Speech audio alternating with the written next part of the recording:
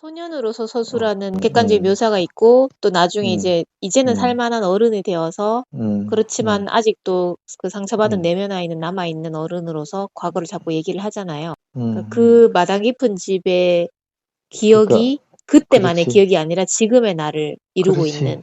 그러니까, 맞아. 그것도 중요한 이야기고. 그렇기 때문에 이 소설이 엄마하고 화해를 이룬 소설이 아니라니까. 음, 겨우 이야기했다라고 자기도 이야기하지만, 음, 이게 아직도 긴가민가하는 상태고, 그거는 결코 해결이 안 되는 문제로 그냥 남아있는 거지, 이제 겨우 끝까지. 말할 수 있는 단계. 그렇지. 그거는 여인이 일단 어머니가 돌아가셨다는 게 첫 번째일 거고, 음, 또 하나는, 그래, 어머니가 봐도 내가 뭐 부끄러울 만큼 아니다. 그래도 내가 그래도 뭐 어느 정도 이름 알아주는 내가 소설가가 됐고, 뭐 이제 결혼해서 가정도 꾸렸고, 음, 뭐 이런 정도가 되니까 이제 그 이야기를 음, 꺼낼 수가 있는 거지. 맨 앞에 서문에 써놓은 것도 보면은 엄마 이야기를 제일 먼저 하죠. 전쟁으로 과수대기 된 어머니는 강직했던 여장부였는데 장자였던 나는 어머니의 엄한 훈육을 받으며 성장했다. 딱 이런 문장이 나오거든. 여기조차 그러니까 그 아주 거리감이 느껴지는 그렇죠. 문장이죠. 자기소개서처럼. 그러니까 어머니에 대한 감정이 아직 이걸 어떻게 표현해야 될지를 모르는 상황이지 지금 아직도. 그러니까 얼핏 이야기했지만 그 가출할 때 내가 가면은 결국 회초리를 맞다가 거품 보고 쓰러져야만 뭐 그칠 것이다. 실제로 그 정도의 폭력, 지금으로 이야기하면 이건 가정폭력인데 실제로 그와 비슷한 게 있었을 가능성이 없죠. 그러니까 엄마 입장에서는 내가 무슨 일이 생기면 내가 진짜 힘이 붙이면 어떻게 되면은 저 큰아들이 빨리 자라서 역할을 해야 된다라는 첫 번째 그런 의미도 있을 수 있고, 남편의 빈자리를 빨리 채워라. 그렇지, 빨리 네가 커라. 그리고 그 폭력에는 애가 지금 열 서너 살쯤 되면은 이제 거기서 아버지의 모습이 자꾸 보일 수도 있다는 거죠. 더 그러니까 밉겠죠. 엄마의 입장에서는 교육을 위해서라고 자기는 철저하게 생각하고 있었겠지만, 그 당시에 인식했을지 않을지 모르겠지만, 아버지에 대한, 그러니까 가족을 버리고 간 그 남편에 대한 분노가 그 출발은 훈육으로 시작을 한 거지만 그 매질이 중간에 더 증폭되고 상습적으로. 변형되고 음, 뭐 이런 식으로 갈 수 있다는 거죠. 그게 짐작이 되고, 길람이라는 한 사람의 이제 뇌구조를 만약에 본다면은 음, 일단 배고프다는 게 굉장히 클 것 같고 하루 종일 그렇지. 너무너무 배가 고픈 상황이고 밥을 먹는 순간에도 음, 어머니 혹시 밥 남기시는지 쳐다보고 뭐 그런 것들이 음, 되게 크잖아요. 또 하나 이제 허기는 뭐 아버지의 빈자리라든지 음. 어머니의 사랑을 옳게 받지 못하는 상태. 어머니의 애정을 매우 갈구하고 있는데 그게 감히 이제 가까이 갈 수가 없는 그런 음, 상황이 되어버린 것 같아요. 너무 그리고 부담스럽고, 음, 그러니까 사랑을 바라는데 음, 엄마가 주는 거는 사랑이 아니라는 이야기지. 그렇죠. 다른 걸 준 거예요. 그러니까 이 소설에서 이 화자의 길람의 어떤 이상적인 엄마와 아빠가 나오는 거예요. 그게 안씨, 밥 훔쳐 먹다가 그걸 알고 있으면서도 불러서 나만 알고 있을 때 앞으로 그러지 말아라고 타 이러는 거지. 그러니까 어른스럽게. 그리고 엄마 같으면 그게 이제 메타작이 나오고 그 집에서 쫓겨나고 이 엄청난 일이 벌어질 텐데 그러면 아버지는 어떤가?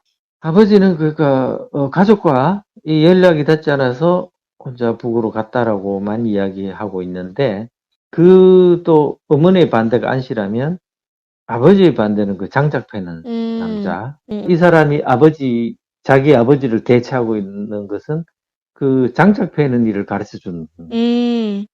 그러니까 남자의 일을 배울 수 있는 롤 모델로 이 사람이 등장을 하는. 길람이 결국 김원일 작가가 어릴 때 그 어른으로 성장하는 성장기에 자기가 우리 아버지가 이랬으면 하고 바라는 그 욕망, 바라는 것이 이 소설의 그 사람을 통해서 형성돼서 나타났다고 봅니다. 근데 실제로 그 김원일 음, 선생님 인터뷰에 보면은 음, 이 마당 깊은 집을 이렇게까지 장편 소설로 만들 생각이 음, 없었대요.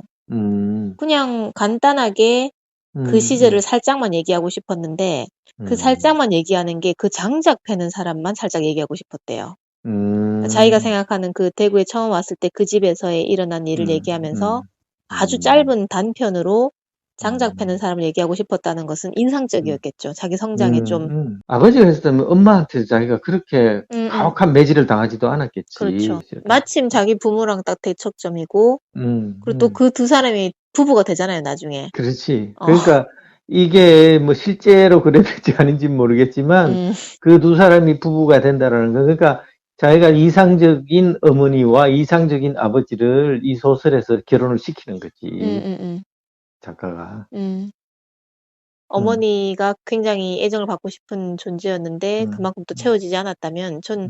한주 역시도 길람에게 의지하거나 그렇게 찾아오는 스타일은 아닌 거예요. 그렇지. 일단 자기 일이 바쁘고 음, 어머니는 지금 너무 아파서 몸져 누우시고 나는 이제 곧 음, 소년 가장이 될 것 같은. 음. 그러니까 걔는 어떤 의미에서는 더 이제 더 철이 빨리 들어야 하고 그렇지. 임무가 더 막중하고. 음. 그러니까 거기는 말하자면 꿈꾸어서도 안 되는 현실. 음, 그거를 다 알아버린. 음, 그러니까 둘이가 그 평생을 뭐 주고받거나 친구로 성장할 수 없는 것도 음, 사실은 그 두 사람도 어떤 계층의 차이가 난다는 거지, 음, 음, 이게. 한주가 왜 엄마 편이 되느냐 하면은 한주는 이미 엄마예요. 그 가족 내에서 음, 구도에서.